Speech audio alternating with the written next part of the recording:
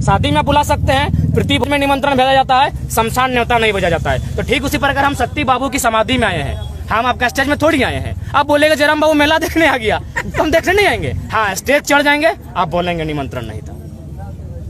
आपका जो भाषण है बहुत एग्रेसिव ही रहेगा, शहीद का बेटा है, एग्रेसिव ही रहेगा। जुआ जुड़ रहे हैं, जुआ जुड़ेंगे ही, जुआओं को एग्रेसिव पसंद है, एग्रेशन पसंद है। हमारा इरादा यही है, सिस्टम को बदल के रख देना। या तो हम शांत शक्ति की तरह हम भी शांत हो जाएंगे, समाधि ले लेंगे, लेकिन जब तक रहेंगे आवाज गूंजेगी।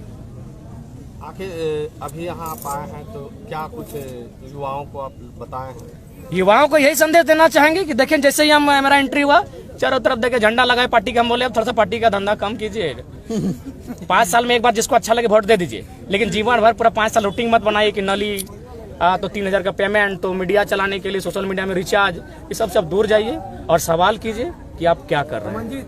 विधायक जी कह रहे हैं कि मेरा ही क्षेत्र से जयराम चुनाव लड़े, पता चल जाएगा कितना हमें है। पहला बात तो विधायक जी को मनाइए, और सबनीय बयान है, वो 20 साल 25 साल से राजनीतिक विधायक रह चुके, हम तक नया लड़का है, तो उनको चैलेंज हमको नहीं देना चाहिए।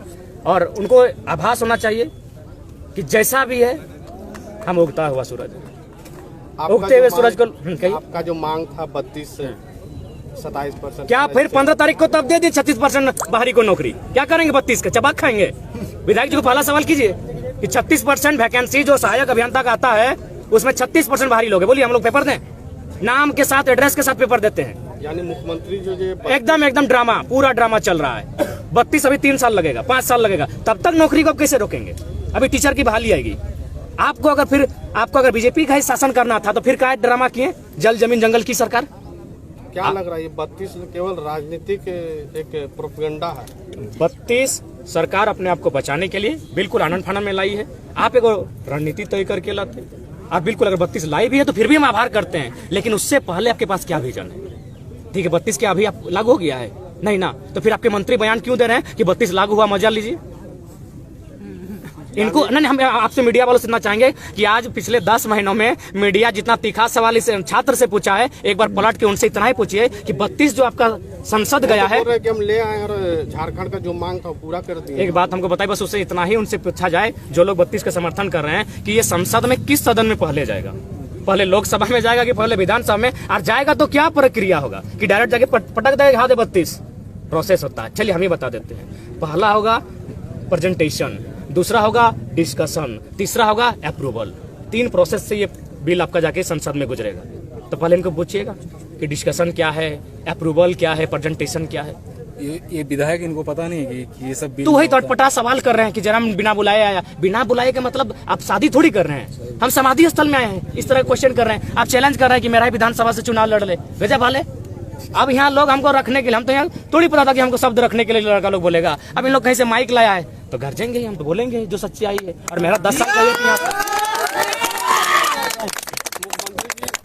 आनंद फानन में क्यों ये 32 का? वही जो उनका को क्या छलने का काम कर रहे हैं? 3 को विधायक जो उनका कलकत्ता में 10-10 लाख लेके पकड़ा गया, सरकार डमाडोल हो रही थी, इधर से आंदोलन चल रहा था। 49 लाख,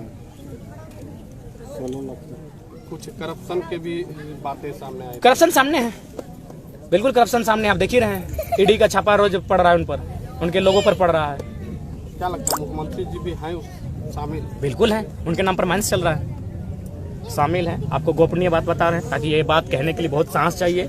और ये बड़ा पॉलिटिकल लोग इस बात को नहीं कह पाते, हम स्पष्ट कहते हैं। मुख्यमंत्री के करीब के रिश्तेदार रात को काला शीशा चढ़ा के बगमारा आके कोयला की कमाई लेके जाते हैं। कौन है? नाम का खुलासा कर दीजिए। नाम का खुलासा समय में कर देंगे। जैसे जैसे मेरा कद बढ़ेगा, मेरा एनर्जी बढ़ेगा, मेरी निडरता बढ़ेगी, हम नाम भी लेंगे। बस इतना जान लीजिए, उनके करीबी रिश्तेदार हैं जो काला शीशा चढ़ा के आते हैं और यहाँ से कोयला की कमाई बगमारा से लेके जाते हैं। मतलब अब जयराम जी अवैध कोयला कारोबार को रोकने के लिए भी अब समूह बिल्कुल करेंगे। कोयला का जितना भी कोयला का खदान है, चाहे टाटा सिजवा रहे चाहे जमा डबा रहे, हमारे पुरखों की जमीन पर है, वो हमारे लोग हैं, उनकी जमीनों पर है। उन्हें क्या मिला? उन्हें क्या मिला? एक नौकरी मिली, साधारण सी नौकरी 40 साल तक। 40 साल के बाद तो फिर वो क्या उनके बच्चों को फिर मिला? इसीलिए अब लड़ाई बहुत लंबी होगी। गोली भी मिला है, गोली भी मिला है, निश्चय ही मिला है। कल 4 को मिला, सॉरी कुछ दिन पहले 4 को मिला, गोली भी मिला है। उसको किस रूप में देखते हैं? जयराम जी क्या करेंगे उसको? हम लोग आंदोलनकारी हैं, हम लोगों में आक्रोश भरना है, लोगों को एक सही दिशा देना है, विशेषकर युवाओं को, और एक ऐसा मूवमेंट तैयार करना है जो हम लोग पहला प्रयास करेंगे कि हल संवैधानिक तरीके से हो, और नहीं तो फिर उलगुलान होगा, मरता क्या नहीं करता। कोयला चोरी का जिम्मेवार किसे मानते हैं? कोयला चोरी का जिम्मेवार हम तो मानते हैं पढ़े लिखे ब्यूरोक्रेट्स को। मंत्री लोग पढ़ा लिखा नहीं है। आप तो उसे डट डपकार के बात कर सकते थे, आप 60 साल की सर्विस करते हैं, उन लोग 5 साल के लिए करता है। ब्यूरोक्रेट्स सबसे ज्यादा दोषी है कोयला चोरी के लिए। धनबाद में 600 करोड़ का कोयला प्रत्येक महीना, उसमें सुनने में आया है पार्टी की क्या जो वर्तमान सरकार है उनके पार्टी के कोई लीडर है, वो 800 करोड़ का कोयला उनके नाम पर उतना कमा चुके हैं इस सरकार में, 800 करोड़।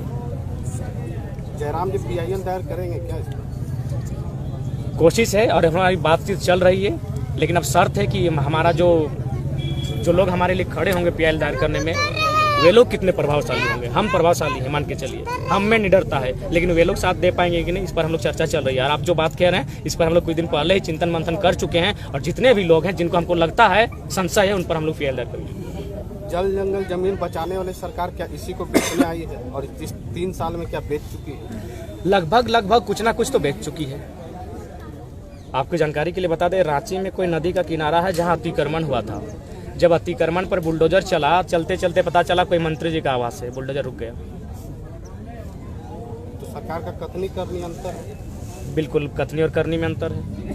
एक IAS के यहाँ से 25 करोड़ बरामद होता है, एक मामूली सा प्रतिनिधि के यहाँ पैसा बरामद होता है।